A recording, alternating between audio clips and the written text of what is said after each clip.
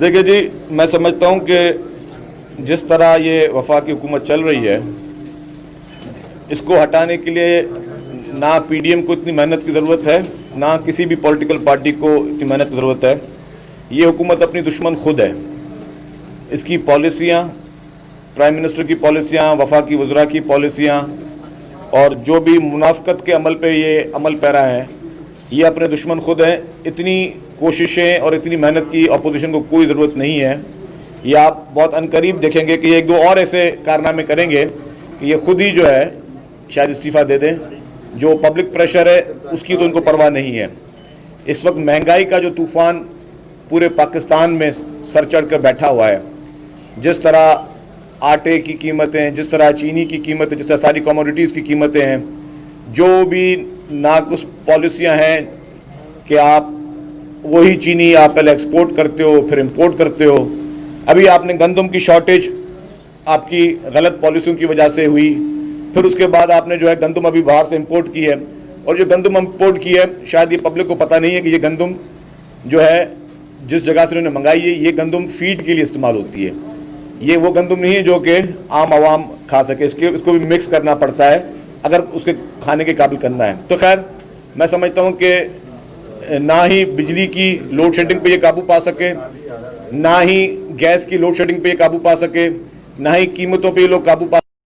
तो अब तहरीक की कोई ज़रूरत नहीं है मैं समझता हूँ, क्योंकि हर शख्स, हर फर्द इस वक्त मुआशरे का जो है वो इस वक्त ज़हनी दबाव का शिकार है, और वो चाहता है कि ये सिलेक्टेड हुकूमत फौरी तौर पर अपने घर जाए और एक नए इंतखाबात हों और अवामी मैंडेट रखने वाले और सही समझ रखने वाले हुक्मरान आए, जिनको अवाम के मसाइल का भी पता हो और मसाइल हल किस तरह किए जाते हैं वो भी पता हो। बेवकूफ़ हुक्मरान जो है ना, कहते हैं नादान दोस्त से दाना दुश्मन बेहतर होता है। तो हमारे पास वक्त नादान हुक्मरान है जिसको किसी चीज़ का कुछ पता नहीं है। साहब, ये आटे की और सब्जी वगैरह की कीमतें भी बहुत बढ़ गई हैं। ये ताल्लुक तो टोटल सिंध से है। यहाँ फूड डिपार्टमेंट भी है, यहाँ पर जो है सब्जियाँ भी ये शहर के करीबी इलाकों से आती है। तो इस पर सूबाई हुकूमत क्यों नहीं कंट्रोल कर? देखिए जी, सूबाई हुकूमत ने पूरी कोशिशें की हैं। हम तो कल तो मैंने एक जगह कहा, हम तो बचत बाज़ार भी लगाने जा रहे हैं, जहाँ पे जो सरकारी रेट्स हैं उस पर जो है वो पब्लिक वो चीज़ें खरीद, कमोडिटीज़ खरीद सके। उसके लिए हम मुख्तलिफ शहरों पे बचत बाज़ार लगा रहे हैं, और उसका मकसद ये है कि उस प्राइस को कंट्रोल किया जा सके, जो भी ज़ख़ीरा अंदोज़ है उन पर कार्रवाई की जा सके।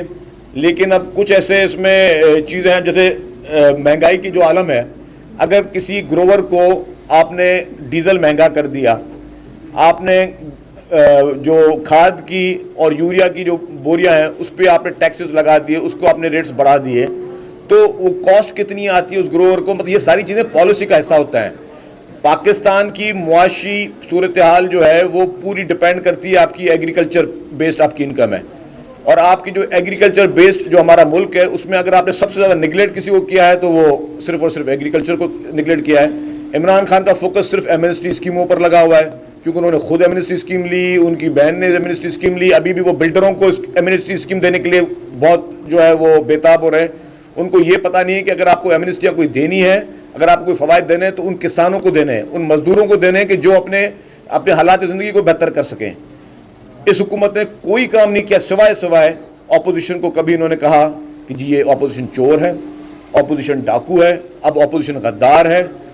मैं समझता हूँ कि अगर इनमें थोड़ी सी भी अक्ल और समझ होती और इखलाक की जुर्रत होती, और जो अगर दूसरे पार्टियों पर पॉलिटिकल अपोनेंट्स पे इल्ज़ाम लगा रहे हैं तो खुद बीआरटी के स्टे ऑर्डर के पीछे छुपे हुए हैं। ये एक सवाल अगर मैं कहता हूँ, एक अपील करता हूँ पूरे पाकिस्तान के जर्नलिस्ट से कि जहाँ पे कोई भी प्रेस कॉन्फ्रेंस हो, पीटीआई के वजीरों की, वफा के वजीर दिन में 4-4 प्रेस कॉन्फ्रेंस करते हैं, तो सिर्फ एक सवाल पूछ लें, जी आपने बीआरटी पे स्टे क्यों लिया हुआ है और क्या इसमें इखलाक की जरूरत है? चीफ मिनिस्टर इंस्पेक्शन टीम है खैबर पख्तूनख्वा की, जो कि खैबर पख्तूनख्वा हुकूमत के अंडर काम करती है। उस CMIT की रिपोर्ट है कि 7 अरब रुपए के सिर्फ किकबैक्स इस्तेमाल हुए हैं बीआरटी पर। अगर 7 अरब रुपए और जो मिस एप्रोप्रिएशन वो अलग हुई है, किकबैक्स सिर्फ मतलब जो कैश इन्होंने जो वहां से किकबैक्स लिए 7 अरब रुपए के लिए, और ये केपीके की हुकूमत कह रही है, केपीके की हुकूमत की CMIT कह रही है। और उस मुकदमे को बचाने के लिए, अपनी खाल बचाने के लिए ये लोग स्टे ऑर्डर्स पे गए हुए हैं। अगर आज भी वो स्टे ऑर्डर अगर खत्म हो जाएगा बीआरटी का, तो आधी वफाकी काबीना और आपकी पूरी केपीके की हुकूमत जो है वो सब जेलों के अंदर पड़े होंगे। लेकिन क्योंकि ये स्टे ऑर्डरों के पीछे इधर भी छुपते हैं, ये उसके साथ साथ इलेक्शन कमीशन में भी अपनी फॉरेन फंडिंग केसेस को ये डिले कर रहे हैं। इनका मकसद सिर्फ और सिर्फ ये है कि ये चाहते हैं कि हम किसी ना किसी तरीके से अपोजिशन को अंडर प्रेशर रखें, और जो इनके अपने कारनामे हैं, जो अपने कारनामे, उस पर ये लोग स्टे ऑर्डरों के पीछे छुप रहे हैं। अपोजिशन तो किसी केस में स्टे ऑर्डर नहीं लिया, जितनी इंक्वायरीज हुई हैं, जितने केसेस हुए हैं, अपोजिशन तो फेस कर रही है, लेकिन हुकूमत डर रही है इन चीज़ों को फेस करने से, क्योंकि डर और ये खौफ हुकूमत के अंदर मौजूद है। ये पीडीएम का कोई जलसा हैदराबाद में भी मुतवक्का है क्या? देखिए जी, अभी अगर अभी तक इस तरह की कोई हमें हिदायत नहीं मिली। अगर पीपल्स पार्टी की लीडरशिप हुक्म करेगी तो हैदराबाद का जो जलसा होगा वो पाकिस्तान की तारीख का सबसे बड़े में बड़ा जलसा होगा। वो सिंध के बाकी इलाकों को अपना ऐसा नहीं समझती। में जो बुरी तरह तबाही हुई पूरे लोअर सिंध में, मीरपुर खास डिस्ट्रिक्ट में, बदीन में, उमरकोट में, सांगड़ में, एक वजीर आजम की तरफ से एक कोई राशन का बैग वहां पे नहीं आया, एक कोई इमदादी चीज वहां नहीं पहुंची, एक बयान तक वजीर आजम ने नहीं दिया। इसी तरीके से आपने लोड शेडिंग की बात की, सिंध के देही इलाकों में या बाकी जितने भी शहर हैं बड़े बड़े, वहाँ जो लोड शेडिंग और गैस के बहरान है, वजीर आजम को कोई परवाह नहीं, क्योंकि उनको पता है कि यहाँ के लोगों ने उनको वोट नहीं दिया। तो जिस मुल्क का वजीर आजम ये सोच रखता हो कि जी अगर मेरे वोटर नहीं है तो इनको बिजली भी नहीं मिलनी चाहिए, इनको गैस भी ना मिलनी चाहिए, अगर वो डूब जाए तो उनको राशन भी नहीं मिलना चाहिए, इस तरह की सोच रखना मैं समझता हूँ दिस इज क्रिमिनल नेग्लिजेंस। इस तरह के शख्स को वजीर आजम की कुर्सी पे बैठने का कोई इख्तियार नहीं है। मैं कोई सियासी इल्जामात नहीं लगा रहा, मैं कोई पॉइंट स्कोरिंग नहीं कर रहा, लेकिन मैं वो फैक्ट्स बता रहा हूँ जो कि इनकी जिम्मेदारी में आता है।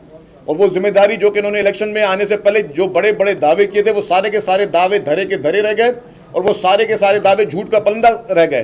कहाँ गए इनके वो करोड़ों घर, करोड़ों नौकरियां, कहाँ गए इनके वो सारे झूठे वादे? ये सारे के सारे वादे जो थे ये अवाम को बेवकूफ़ बनाने के लिए इन्होंने इस्तेमाल किए थे, और फिर ये धांधली के जरिए आज इक़्तिदार में बैठे हुए हैं, और इक़्तिदार में ये अवाम के साथ मजालिम कर रहे हैं। ये महंगाई और ये बेरोज़गारी ये अवाम के साथ जुल्म करने के बराबर है। और मैं ये कहूँगा कि बराए मेहरबानी अगर इनमें खुद इखलाक की जुर्रत हो तो ये इस्तीफ़ा फौरी तौर पर दे दें और फ्रेश इलेक्शन की तरफ से जाएँ, ताकि ऐसे लोग आ सकें जो अवाम के मसाइल समझ भी सकते हो और उनको मसाइल हल करने की उनमें सलाहियत भी हो। शुक्रिया। देखें जी, ये मॉडर्न किस्म का आमिर है इमरान खान। ये आमरीत की एक लेटेस्ट मिसाल है कि इसके ऊपर कोई तनकीद करे तो उस एंकर को जो है उस टीवी चैनल से निकाल दिया जाएगा, जो टीवी चैनल थोड़ी हकीकत बताएगा उस टीवी चैनल को बंद कर दिया जाएगा, कोई प्रोग्राम इनको पसंद नहीं आया खान साहब को तो पैमरा से नोटिस आ जाएगा। तो जिस तरह आपने चैनल 24 की बात की, पूरी मीडिया पे जिस तरह कदरन इस वक्त लगाई गई है, ये किसी बदतरीन आमिर के दौर में भी नहीं लगी है। तो ये वो शख्स है जो कहता है कि मैं जो भी गलत करूं कोई मुझ पर तनकीद ना करे। ये गैर जमहूरी, हमारा गैर सियासी सिलेक्टेड प्राइम मिनिस्टर है, और उससे आप यही चीज़ तवक्को कर सकते हैं। देखिए जी, मैं बताऊं, कोविड के लिए सिचुएशन बाकायदा सीरियस सिचुएशन है, हम समझते हैं, और कोविड कभी ख़त्म नहीं हुआ था। अब क्या हुआ कि जब से पीडीएम के जलसे हुए हैं तो वफाकी हुकूमत ने और पंजाब गवर्नमेंट ने अपनी टेस्टिंग कैपेसिटी थोड़ी बढ़ाई है, सिर्फ ये तासुर देने के लिए कि जी ये केसेस बढ़े, लेकिन केसेस कभी ख़त्म नहीं हुए थे, क्योंकि हमने अपने जानने वालों के, अपने दोस्तों के, हमने अमवात भी अनफॉर्चुनेटली देखी है कोविड की वजह से। और जो हम ये लोगों को पैगाम देते हैं कि जी कोरोना से डरना नहीं लड़ना है, मैं समझता हूँ कि कोरोना से लड़ना भी है और थोड़ा बहुत डरना भी लाजमी है, क्योंकि इतना हमें केयरलेस नहीं होना चाहिए जितना हमारी सोसाइटी केयरलेस हो जाती है। जो लोग रिकवर भी हो रहे हैं कोविड से, ये अगर आपसे थोड़ी डॉक्टर्स उस पर ज़्यादा रोशनी डालेंगे, जो कोविड के बाद रिकवर भी हो रहा है उसके ऑर्गन्स काफ़ी जो है वो डैमेज हो रहे हैं, कि रिकवरी के बाद लोगों की अमवात बहुत हो रही हैं। तो हमें इस पर बहुत ज़्यादा एहतियात की ज़रूरत है, हमें इस पर बहुत इसको संजीदा लेने की ज़रूरत है। अल्लाह ताला हम सबको अपने हिफ्ज़ व अमान में रखे, हमारी दुआएं साथ हैं, लेकिन साथ साथ में हमें उसका एहतियात भी करना है। और मैं फिर कहूँगा थोड़ा बहुत डरना लाजमी है कोरोना से। शुक्रिया।